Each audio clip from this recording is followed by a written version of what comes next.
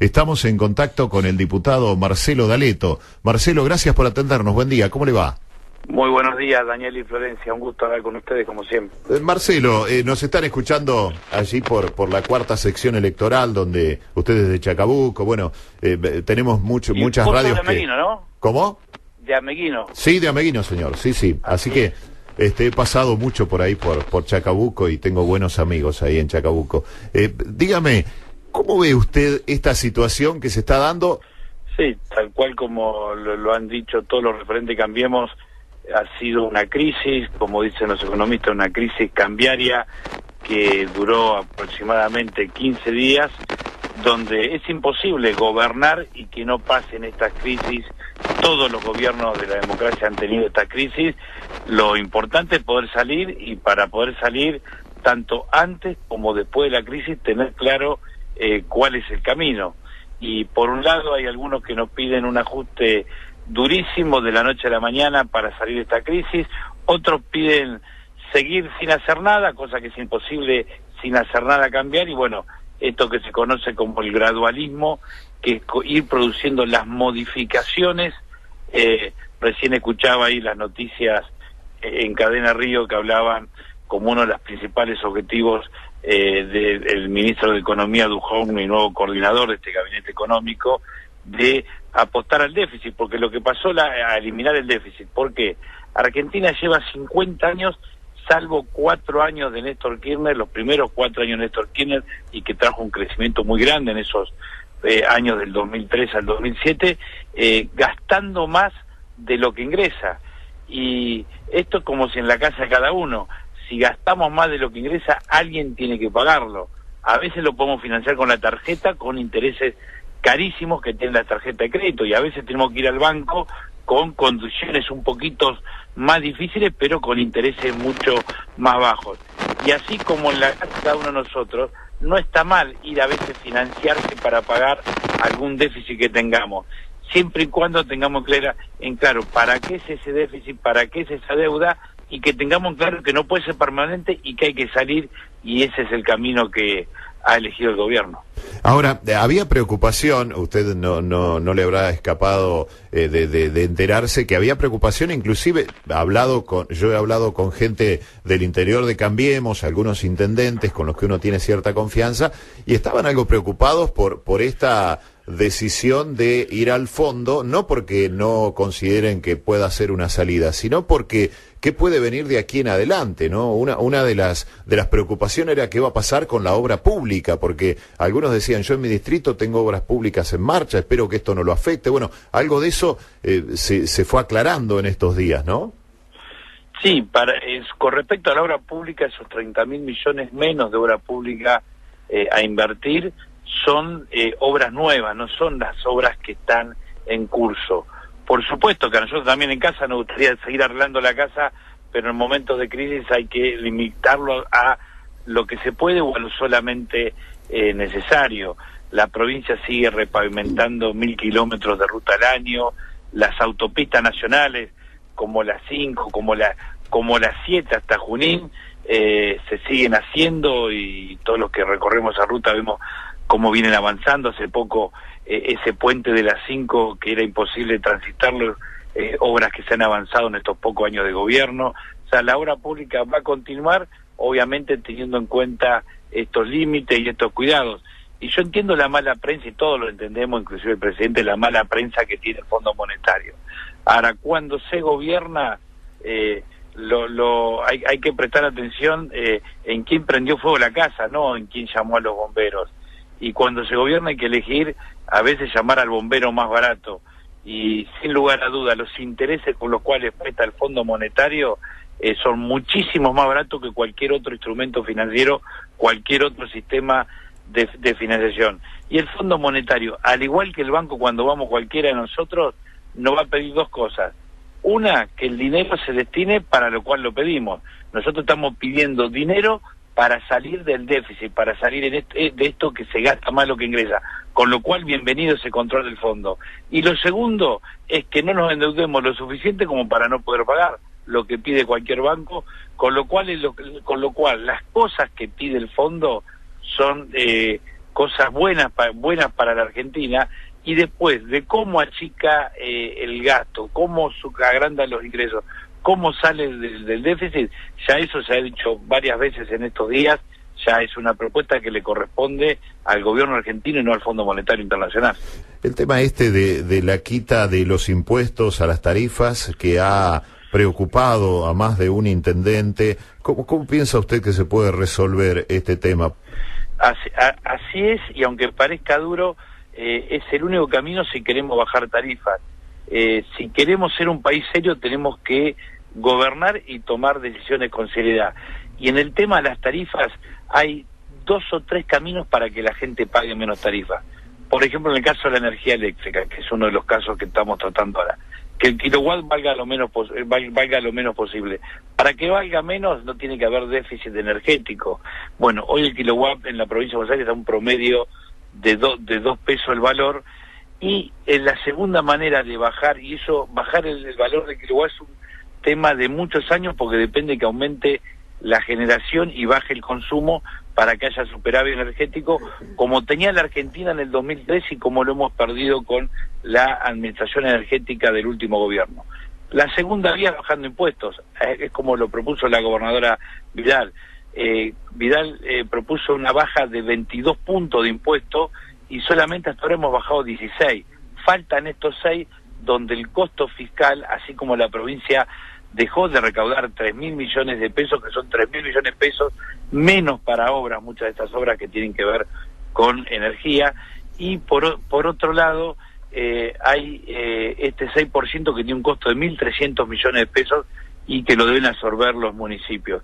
Y no hay manera de bajar la tarifa en esta segunda vía si no es bajando impuestos, y esto nos guste o no nos guste, tiene un costo fiscal. Una tercera vía, que fue la que la semana pasada también propuso la provincia y la implementó, es dejar de cargar en la tarifa de luz otras cosas que no tienen nada que ver con la energía, como es el cobro de tasas municipales o cosas que no tienen, repito, nada que ver con la energía.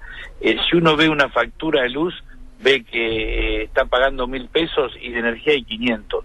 Los otros 500 son impuestos o tasas municipales, que en estos momentos de crisis por lo menos deberíamos postergarlas para hacerle más fácil el costo de las tarifas para la familia. Y esto es lo que hemos propuesto y alguien lo tiene que pagar. La provincia lo está haciendo y esperemos que se sumen también los municipios.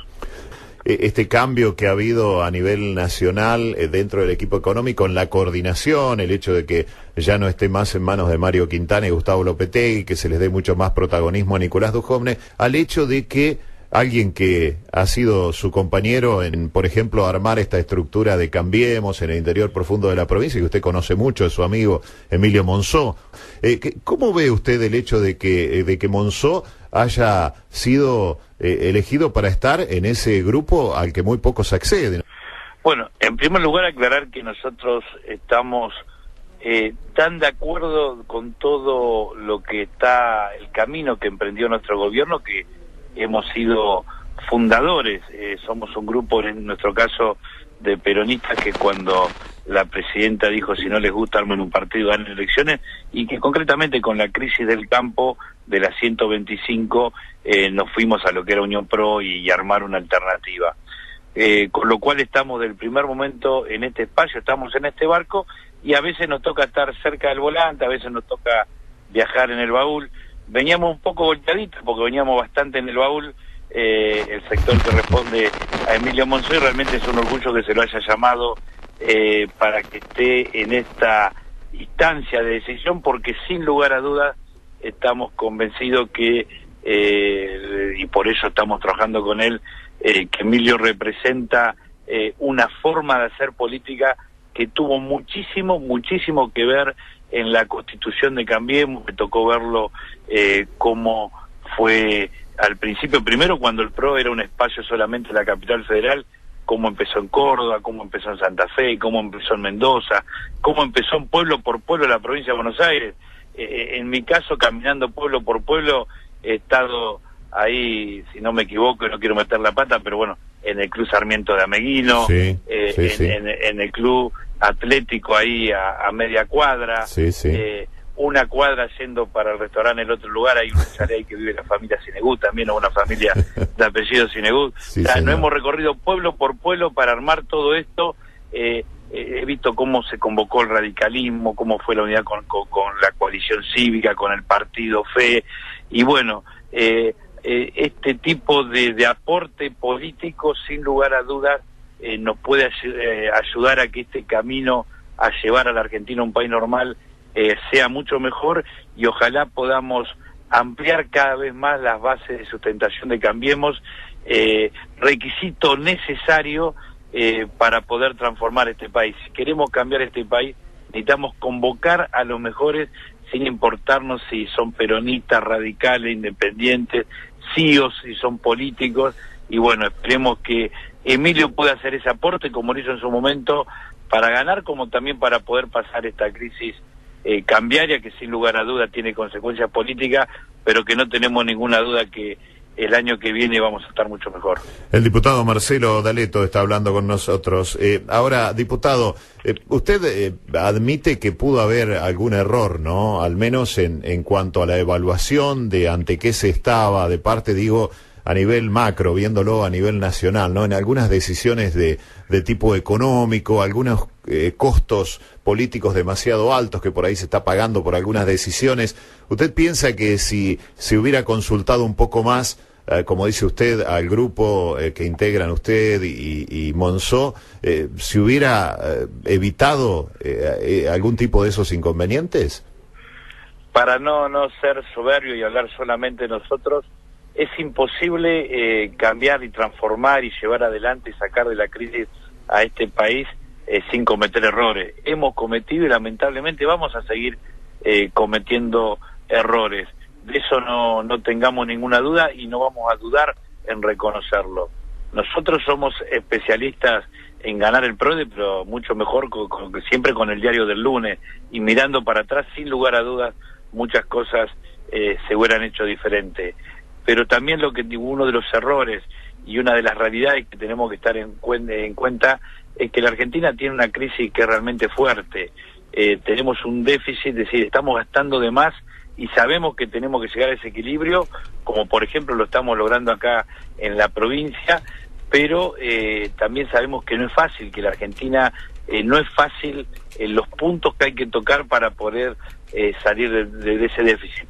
Y si esperamos el crecimiento para salir de ese déficit, no alcanza, porque el crecimiento es muy poquito, aunque bueno que así sea, que se crezca, es muy poquito lo que se crece todos los años.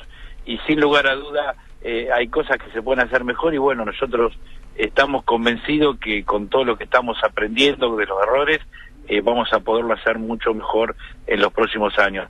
Ahora, también, y es difícil a lo mejor en este momento de crisis decirlo, pero hay un montón de noticias que tienen que ver con la baja de desempleo, con un crecimiento con baja de desempleo que estamos viendo cada vez que se anuncian los números del INDEC, que tienen que ver con ventas récord de autos y con crecimiento en todas las actividades de la economía que se vienen siguiendo. O sea, hay un montón de noticias positivas que a veces estos golpecitos del dólar nos hacen olvidar, que también nos hacen indicar que vamos por buen camino. Yo recuerdo bien cuando arrancó la provincia de Buenos Aires la administración Vidal, había 180 millones de pesos en la tesorería y había que salir a cubrir sueldos por 18.000 millones de pesos.